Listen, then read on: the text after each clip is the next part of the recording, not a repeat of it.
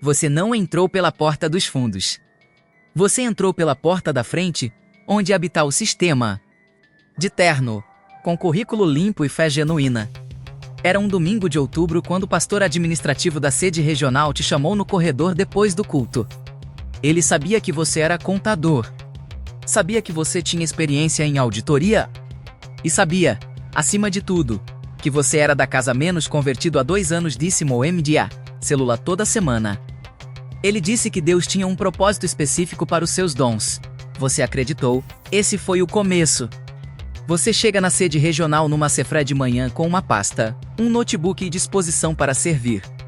O escritório administrativo é pequeno, mal ventilado, com pilhas de notas fiscais em caixas de papelão. Não há sistema, não há organização. Há um pastor tesoureiro que nunca fez contabilidade na vida e que, com um sorriso largo, entrega tudo para você e diz: agora é com você, irmão. Suas responsabilidades são simples no papel: organizar entradas, registrar saídas, emitir relatórios mensais para a liderança regional. Você lida com dízimos, ofertas, campanhas e doações específicas. Os valores não são gigantescos. Estamos falando de uma sede regional de médio porte. Talvez 200 a 300 mil reais por mês. O que você aprende nesse estágio é a linguagem do dinheiro eclesiástico. Você descobre que dízimo e oferta são categorias distintas, com destinações distintas. Aprende que campanha é uma palavra que move muito mais dinheiro do que qualquer linha contábil regular. Aprende que o fiel médio não pergunta para onde vai o dinheiro, ele só quer saber se Deus vai honrar a semente.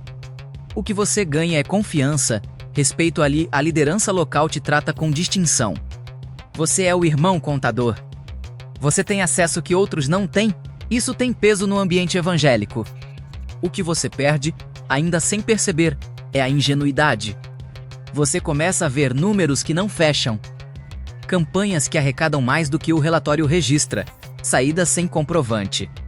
Uma conta paralela que o pastor chama de caixa de bênção e que nunca aparece em nenhum documento. Você pergunta, ele ri. Diz que é coisa de sempre. Que todo mundo faz assim.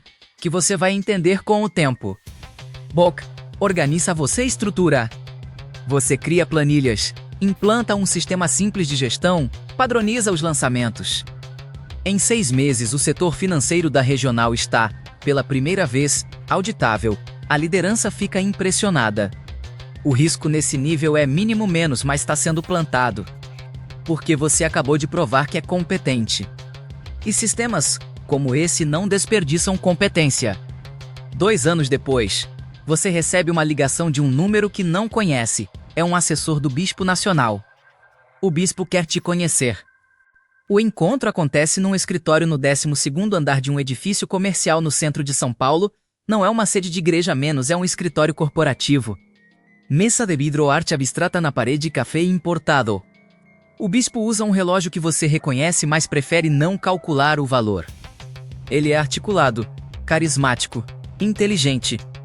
Ele fala sobre visão, sobre impacto, sobre o reino de Deus sendo construído com excelência. Ele diz que precisa de alguém como você na sede central. Bok, aceita. Suas responsabilidades mudam de escala imediatamente. Você não está mais gerenciando 300 mil reais por mês, você está gerenciando dezenas de milhões por ano. A denominação tem igrejas em 22 estados, missões internacionais em 4 países, uma escola bíblica, uma editora, 2 colégios. O fluxo financeiro é complexo, real e até então mal documentado. O que você aprende aqui muda a sua percepção para sempre. Você aprende que uma denominação nacional não é apenas uma instituição religiosa, é um conglomerado. Com estrutura tributária, jurídica e patrimonial própria. Há uma rede de empresas menos, algumas claramente ligadas à denominação, outras com nomes neutros, sócios que você não reconhece. Há imóveis, muitos imóveis. Alguns registrados em nome da pessoa jurídica da denominação. Outros em nome de pastores, bispos, ou de familiares que constam como colaboradores. Há doações internacionais, transferências vindas de igrejas nos Estados Unidos, em Portugal, no Reino Unido, que chegam por caminhos que não passam pelos canais regulares da denominação. Você começa a entender a arquitetura. O que você ganha nesse nível é acesso total. Você passa a ser convidado para reuniões que não têm ata. Você vê contratos que não circulam internamente. Você tem um nível de confiança mais alto que um laico pode ter nessa estrutura. O que você perde é a distância segura. Porque agora você sabe, e quem sabe pertence. O risco aqui é que você está sendo testado sem saber. Cada documento que você processa sem questionar é uma prova superada. Cada irregularidade que você organiza sem perguntar é uma porta que se fecha atrás de você. A liderança não te pede para ser conivente. Ela te pede para ser eficiente. A distinção parece importante. Com o tempo, você percebe que não é. Você passa os 2 anos seguintes mergulhado nas entranhas financeiras da denominação. E o que você encontra não é caos, é design. As empresas de fachada não são improvisadas. Elas têm CNPJ regularizado, contadores, escrituração fiscal em dia. Algumas operam como prestadoras de serviço para a denominação, produção de eventos, locação de equipamentos, comunicação e marketing. Os contratos existem. Os pagamentos são feitos. Mas os sócios dessas empresas são pastores, filhos de pastores, cônjuges da liderança.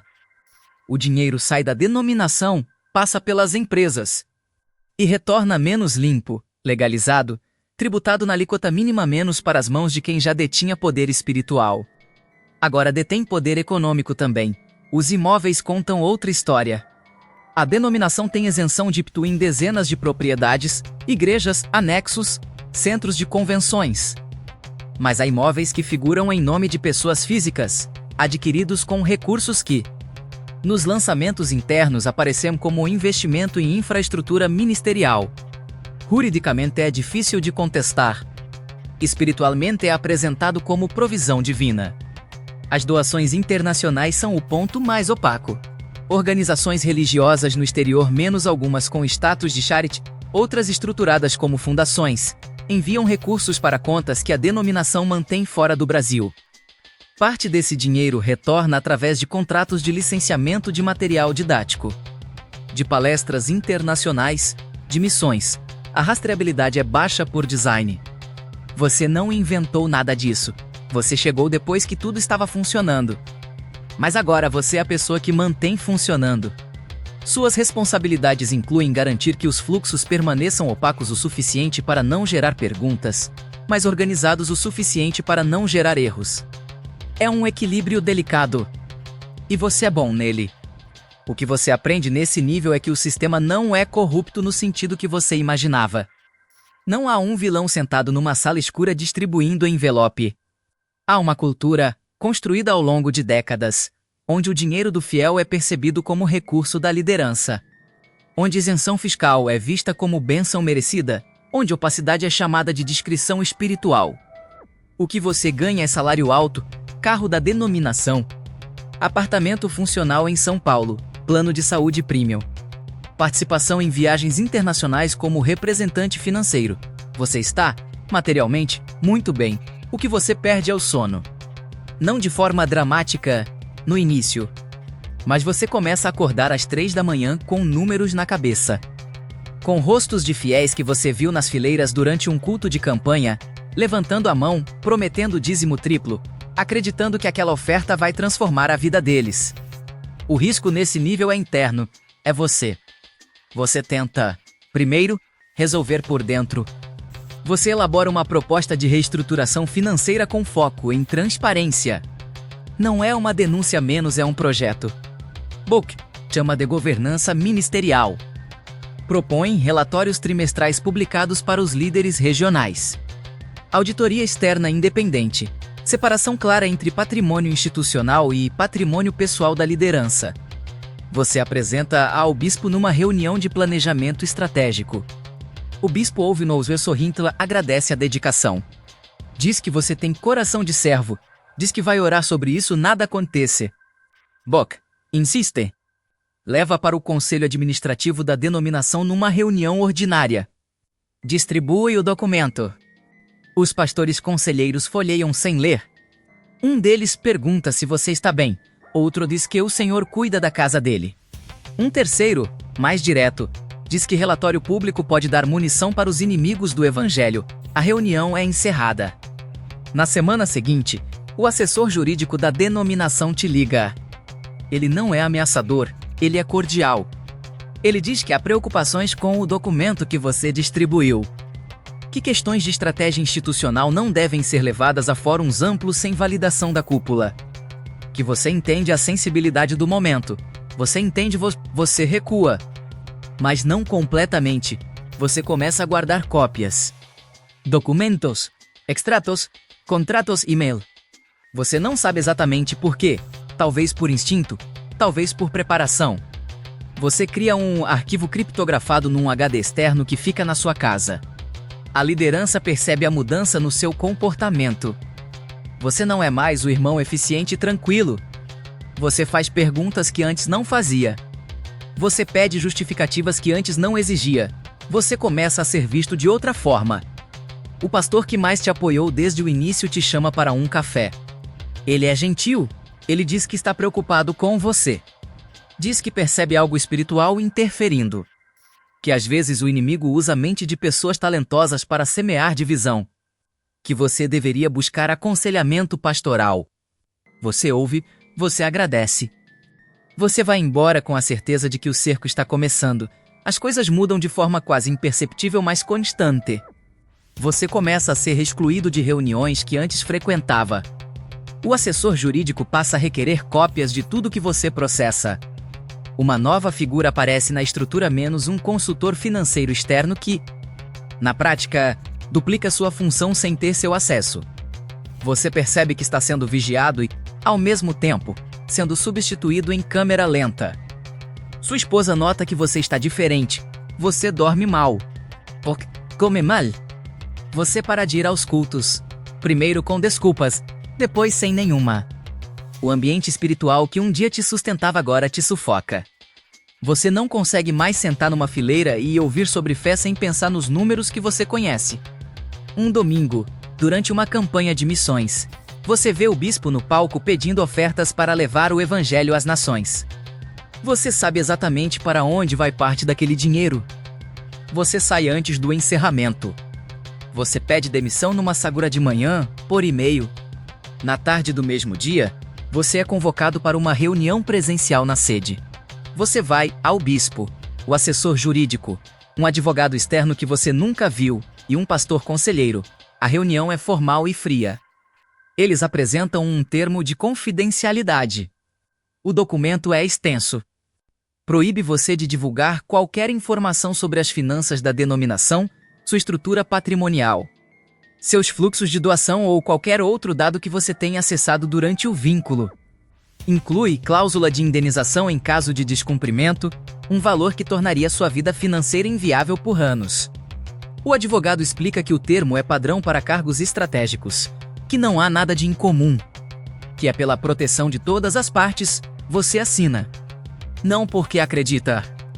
Porque você calcula o custo de não assinar e não tem estrutura para sustentá-lo sozinho naquele momento. Nos meses seguintes, você consulta um advogado trabalhista sobre os limites do termo de confidencialidade. Ele é honesto, o documento tem brechas, mas disputá-lo custaria tempo e dinheiro que você não tem, e o resultado seria incerto. A denominação tem um escritório jurídico especializado, com anos de experiência em blindar exatamente esse tipo de estrutura. Você tenta o Ministério Público. Você prepara um resumo cuidadoso, sem violar formalmente o termo. Você não entrega documentos, apenas narra o que viu. O promotor que te recebe é atencioso. Explica que sem documentação concreta é difícil instaurar investigação. Que os mecanismos tributários utilizados pela denominação, embora questionáveis moralmente, operam em zonas cinzentas da legislação. Que igrejas têm proteções específicas que complicam qualquer ação direta. Você busca jornalistas. 2 demonstram interesse real. Um recua depois de uma semana, você nunca sabe por quê. O outro publica uma nota pequena, vaga, sem nome, sem impacto. A denominação emite uma nota de esclarecimento serena e o assunto desaparece do ciclo noticioso em 48 horas. O HD externo continua na gaveta. O prazo prescricional avança. Você não é preso, você não é processado. Nada disso acontece. O que acontece é mais lento e mais completo. Você descobre que o mercado de trabalho evangélico, que é imenso no Brasil, está fechado para você. Referências não chegam, convites não aparecem. Numa conversa com um antigo colega, você entende que o seu nome circula em redes informais de liderança com uma qualificação simples, problemático, não há processo.